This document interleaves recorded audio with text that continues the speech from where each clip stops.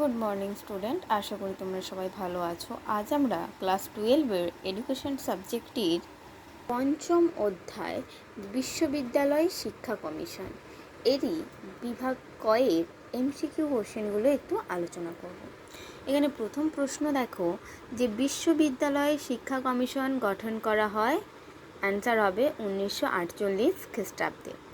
Question number 2, বিশ্ববিদ্যালয় শিক্ষা কমিশনের সভাপতি ছিলেন, অ্যান্সার হবে doctor Sarvepalli Radhakrishnan.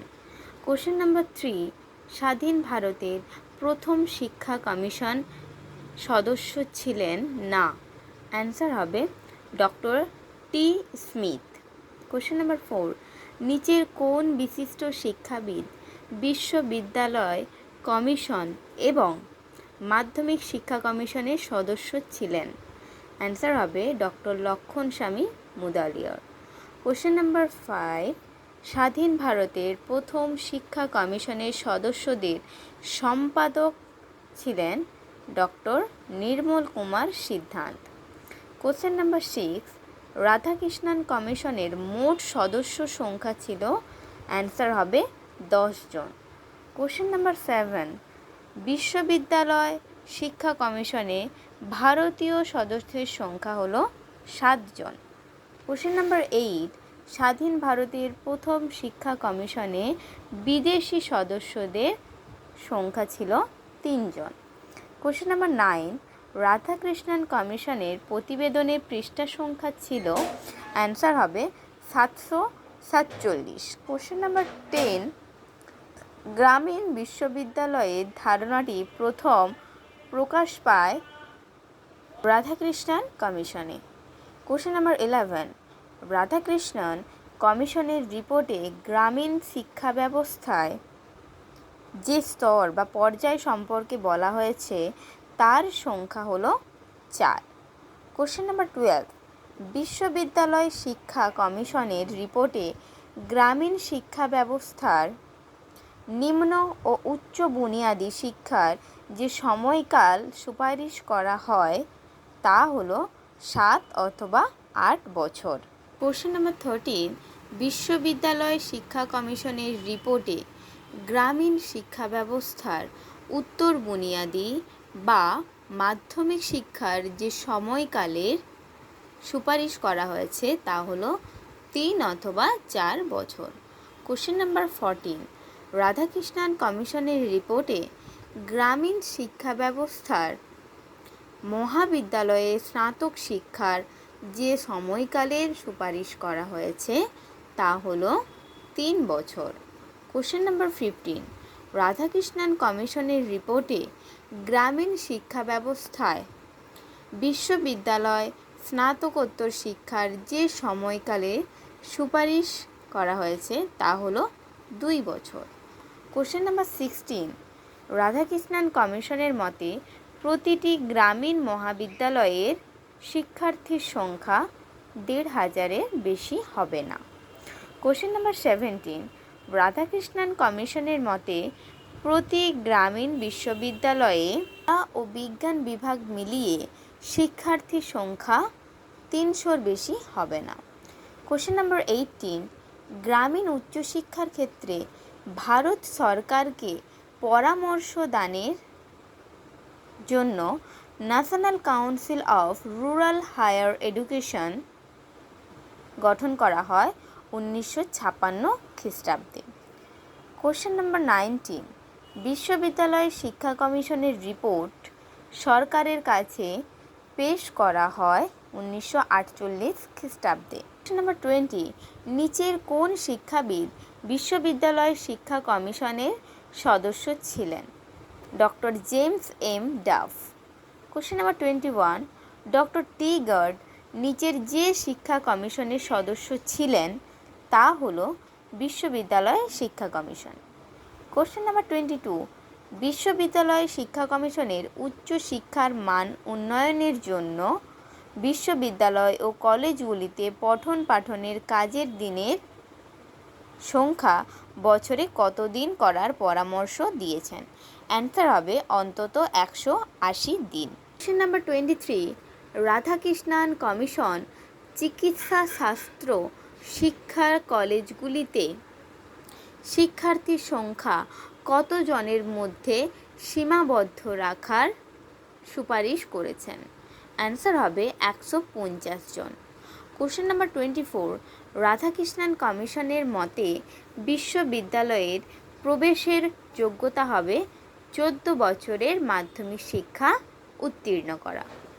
Number 25, Bharat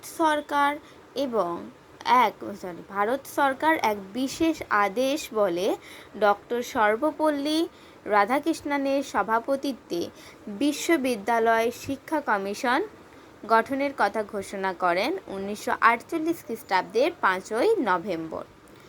question number 26, গণতান্ত্রিক সমাজদর্শের মূল ভিত্তি হল সামাজিক ন্যায় বিচার, স্বাধীনতা, সম অধিকার ও সৌভ্রাতৃত্ব। কোশ্চেন নাম্বার 27, রাধাকৃষ্ণন কমিশনের মতে ইনস্টিটিউট অফ এগ্রিকালচার কাজ হবে কৃষি বিষয়ে গবেষণা করা ও কৃষি নীতিকে নির্ধারণ করা।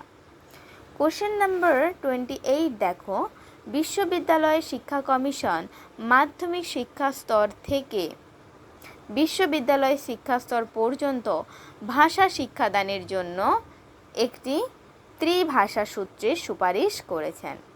কোশ্চেন নাম্বার 29, বিশ্ববিদ্যালয় শিক্ষা কমিশন মাধ্যমিক শিক্ষা স্তর থেকে বিশ্ববিদ্যালয় শিক্ষা স্তর পর্যন্ত ভাষা শিক্ষাদানের জন্য যে সুপারিশ করেন তাতে প্রথম ভাষা হিসেবে বিবেচিত হবে সর্বভারতীয় ভাষা। কোশ্চেন নাম্বার 30, রাধাকৃষ্ণন কমিশনের মতে গ্রামীণ বিশ্ববিদ্যালয়ের অন্তর্গত মহাবিদ্যালয়গুলির স্নাতক স্তরের ব্যাপ্তি কত বছর হবে? মহাবিদ্যালয়গুলির স্নাতক স্তরের ব্যাপ্তি হবে 3 বছর। কোশ্চেন নাম্বার 31, রাধাকৃষ্ণন কমিশনের মতে গ্রামীণ বিশ্ববিদ্যালয়ের অন্তর্গত স্নাতকোত্তর শিক্ষার ব্যাপ্তি কত বছর হবে? মানে অ্যান্সার হবে স্নাতকোত্তর শিক্ষার ব্যাপ্তি হবে 2 বছর।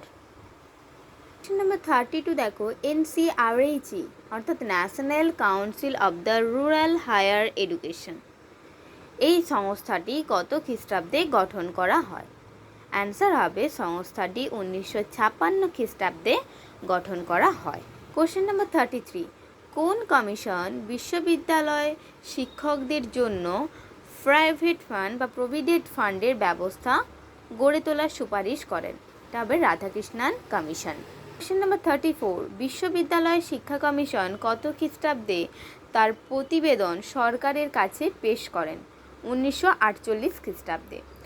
কোশ্চেন নাম্বার 35, 1948 খ্রিস্টাব্দের নভেম্বর ভারত সরকার এক বিশেষ আদেশ বলে বিশ্ববিদ্যালয় শিক্ষা কমিশন গঠনের কথা ঘোষণা করেন? অ্যান্সার হবে 5ই নভেম্বর।